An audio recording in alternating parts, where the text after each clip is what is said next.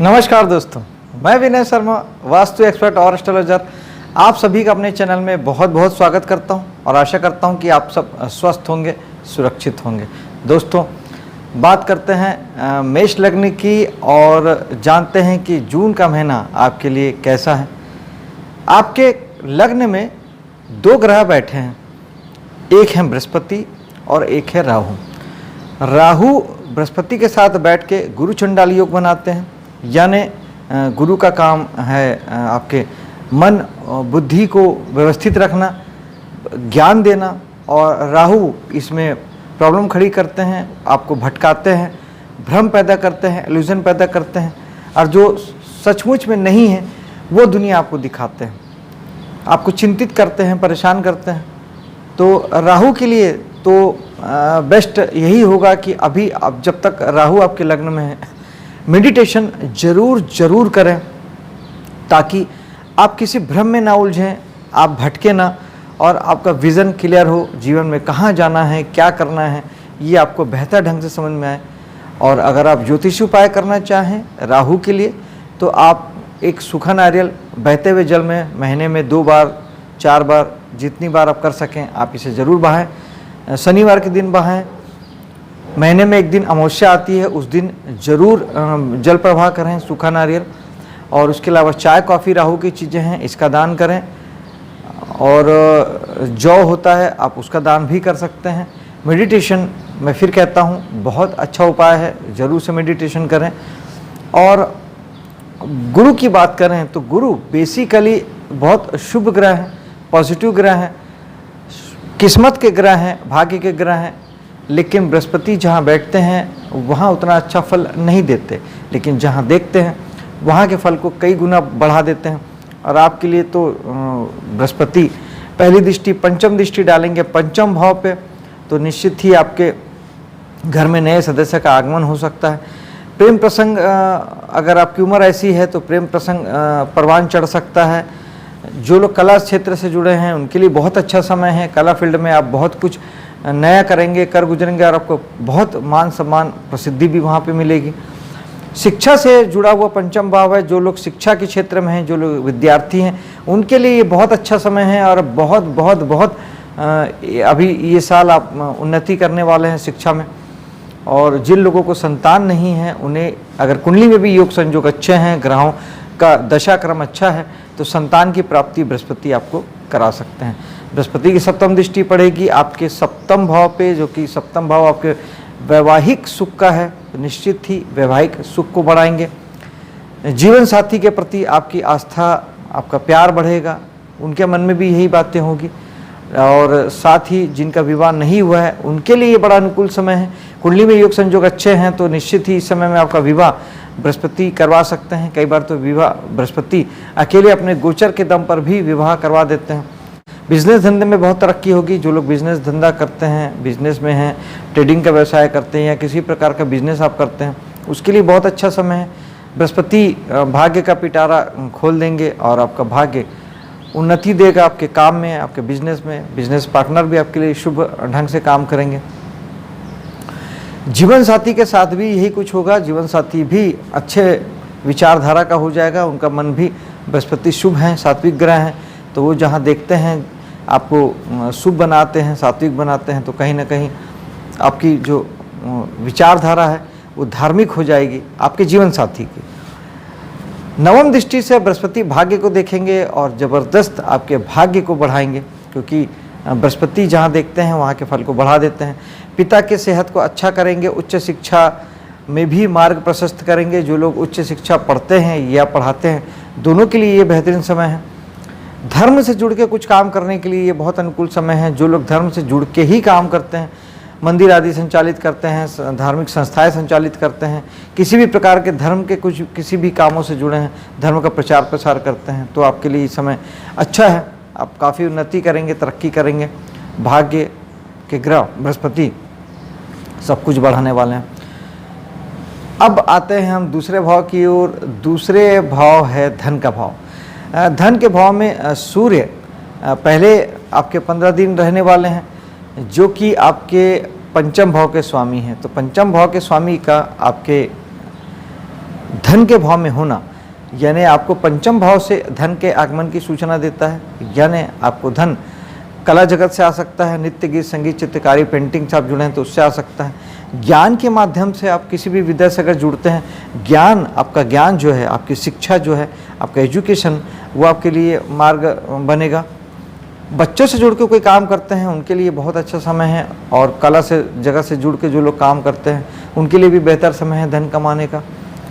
संतान अगर आपकी बड़ी है और नौकरी करती है, बिजनेस करती है तो उनके माध्यम से आपको धन की प्राप्ति आपको हो सकती है।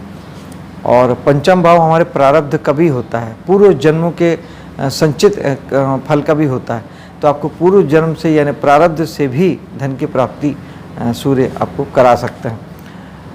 आगे बढ़ते हैं। बुध भी 7 तारीख को, 7 तारीख के पहले 6 तारीख तक बुध आपके लग्न में रहेंगे, जो कि आपके पराक्रम के स्वामी हैं, तो आपके पराक्रम को बढ़ाएंगे। और यही बुध धन भाव में आ जाएंगे 7 तारीख को। 7 तारीख से लेकर 24 तारीख तक ये बुध आपके लिए सेवा व्यवसाय से पैसे की बरकत दिखाते हैं।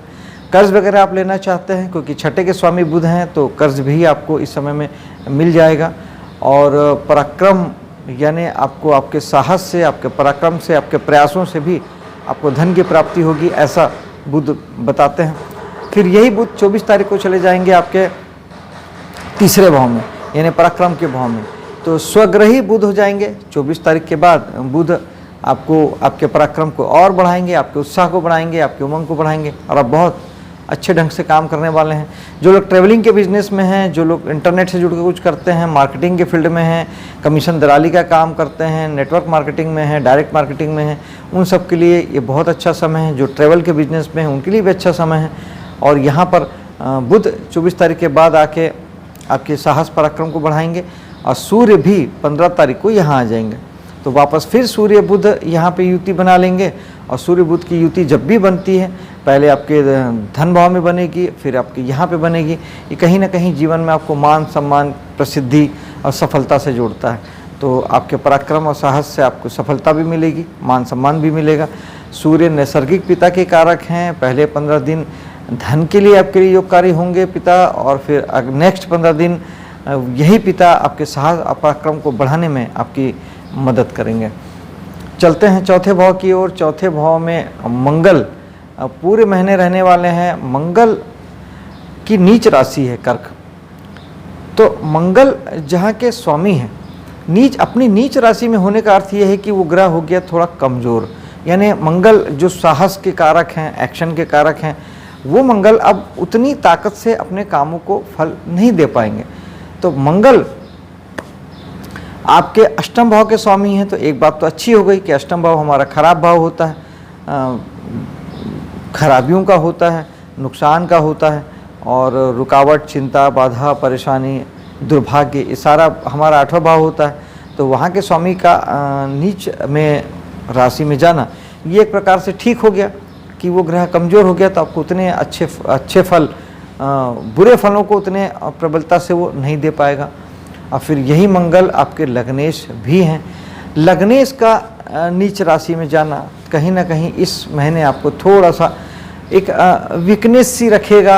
आप बहुत ज़्यादा मेहनत करने से बचेंगे, साहस करने का मन नहीं होगा, पराक्रम करने का मन नहीं होगा, एक्शन करने से थोड़ा सा मन विचलित होगा, या आप थोड़ा सा आलसी से घर पे रहेंगे, मन कुछ काम में लगेगा नहीं, और आप पूरा अपना एफर्ट जो है, जो अभी तक आप हमेशा, क्योंकि आपका लग्नेश ही मंगल है, मंगल आपको साहसी बनाता है, दबंग बनाता है, एक्शन ओरिएंटेड बनाता है, जो आप हर वक्त भागते दौड़ते रहते हैं, उसमें इस महीने मंगल थोड़ा सा विराम लगा सकते हैं। अगर किसी प्रकार की कोई खराबी आती है, या आपको लगता है कि किसी प्रकार के जीवन में मंगल से संबंधित, आपके साहस पराक्रम से संबंधित कोई आपको निराशा प्राप्त हो रही है, तो आप हनुमान जी की साधना कर सकते हैं, बजरंग बाण सुंदरकांड का पाठ कर सकते हैं, मंगलवार का उपास कर सकते हैं, मीठे का दान कर सकते हैं। इससे मंगल भी ठीक हो जाएंगे और आपका साहस, ऊर्जा, पराक्रम सब कुछ बलवान होगा। शुक्र भी पूरे महीने चौथे भाव में रहने वाले हैं। और चौथे भाव के शुक्र आपको कहीं ना कहीं लग्जरी से जोड़ेंगे, सुख साधन वैभव से जोड़ेंगे। चौथा भाव हमारे मकान का है, वाहन का है। शुक्र नैसर्गिक वाहन के कारक हैं, तो शुक्र आपको वाहन प्रदान कर सकते हैं। मकान संबंधी कोई निर्णय आप चाहें तो आप ले सकते हैं। सप्तमेश भी हैं शुक्र, यानी आपके मन की शांति पे कहीं ना कहीं बिजनेस और जीवन साथी का प्रभाव साफ साफ दिखाई देगा।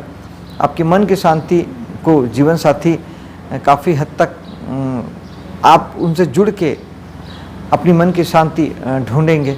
और शुक्र नैसर्गिक वैभव का कारक है। जितनी लग्जरी होती है, सुख साधन होता है, वो सब आपको, और चौथा भाव भी हमारे उन्हीं चीज़ों का होता है। तो इस महीने वो सारी चीज़ें आपको जीवन साथी के माध्यम से मिल सकती है, बिजनेस के माध्यम से मिल सकता है। और इसके लिए शुक्र नैसर्गिक धन के कारक हैं और आपके धन भाव के स्वामी हैं, इसलिए आपको धन प्राप्त होगा आपके सुख वैभव के कामों के लिए। आप उन कामों को अंजाम दे पाएंगे और धन आड़े नहीं आएगा, बल्कि आपको धन इतना प्राप्त होगा कि आप सारी चीज़ें, सुख वैभव की चीज़ें इकट्ठा कर सकें, परचेज कर सकें और अपने घर में उन्नति कर सकें। संतान के स्वामी की हम बात कर चुके हैं कि सूर्य, संतान के स्वामी जो सूर्य हैं तीसरे में बैठे हैं, तो कहीं ना कहीं आपका संतान जो है वो भी आपके उनका कर्म क्षेत्र बलवान होगा। कर्म क्षेत्र में उनका मान सम्मान प्रसिद्धि उन्हें प्राप्त होगी और इच्छा पूर्ति भी उनकी होगी, क्योंकि आपका पराक्रम भाव संतान के लिए उनका एकादश भाव है। तो कहीं ना कहीं सूर्य उन्हें उनकी इच्छा की पूर्ति कराएंगे और उसमें आपका सहयोग भी बिल्कुल रहेगा, क्योंकि उनके लिए पिता सूर्य हैं, तो वो आप हो गए। ऋण रोग शत्रु छठे भाव की बात करें तो जॉब सेक्टर में जो लोग हैं उनके लिए ये महीना अच्छा है, क्योंकि पहले बुध आपके कमाई के वहाँ चले जाते हैं 7 तारीख के बाद, और फिर 24 के पराक्रम के भाव में आ जाते हैं। तो इस पूरे महीने जो लोग सर्विस सेक्टर से जुड़े हैं, नौकरी करते हैं, सरकारी प्राइवेट नौकरी करते हैं, सर्विस प्रोवाइडर हैं, किसी प्रकार की सेवा आप देते हैं, इंजीनियर डॉक्टर वकील की तरह आप कंसल्टेंसी देते हैं, और या किसी भी रूप से आप लोगों को एक मोटर मैकेनिक, गाड़ी मैकेनिक, एसी मैकेनिक, या फिर एक पत्थर लगाने वाला या बिजली बनाने वाला, जिस तरीके से अपनी सेवाएं देता है, अगर आप वो सब करते हैं तो ये महीने आपके लिए अच्छा है। आप तरक्की भी करेंगे, पैसा भी मिलेगा और आपका साहस और पराक्रम भी बढ़ेगा। सप्तम भाव में आते हैं, सप्तम भाव में केतु विराजमान है। केतु जहाँ होते हैं वहाँ से आपको विरक्ति देते हैं, डिटैचमेंट देते हैं। यहाँ पे केतु का होना आपको आपके बिजनेस और आपके जीवन साथी से आपको थोड़ा सा वैराग्य दे सकते हैं। ये चीज़ें तब नहीं होगी जब आप केवल वर्तमान में जिएंगे और केतु की तरह बिहेव करेंगे।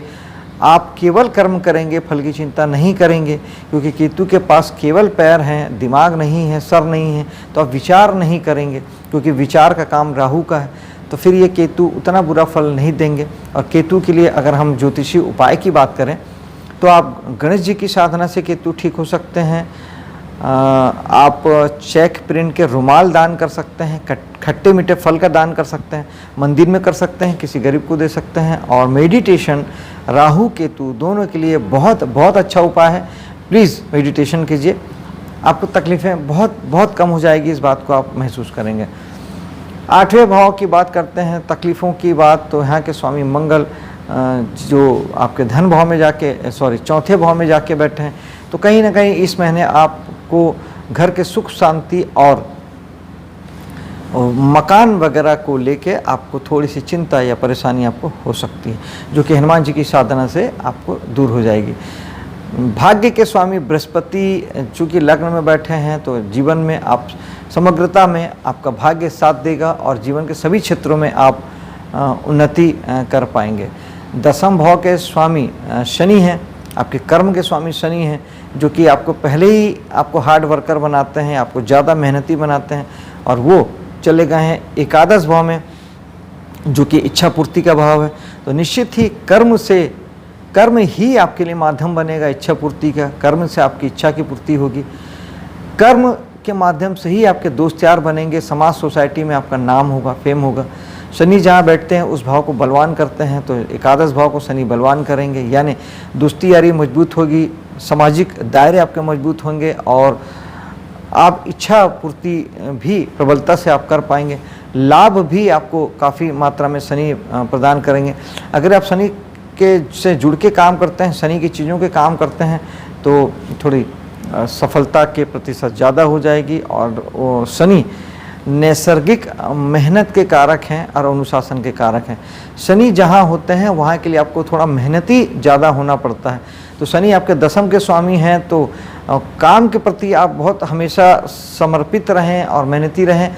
और एकादश भाव यानी दोस्तों के पीछे, समाज के लिए, लाभ प्राप्ति की इच्छा के लिए आपको मेहनत ज़्यादा करना पड़ेगा, एकाग्रता आपको लगानी पड़ेगी, तब कहीं जाके आपको अच्छी सफलता मिलेगी, अगर आप चाहते हैं कि आपको अच्छी सफलता मिले।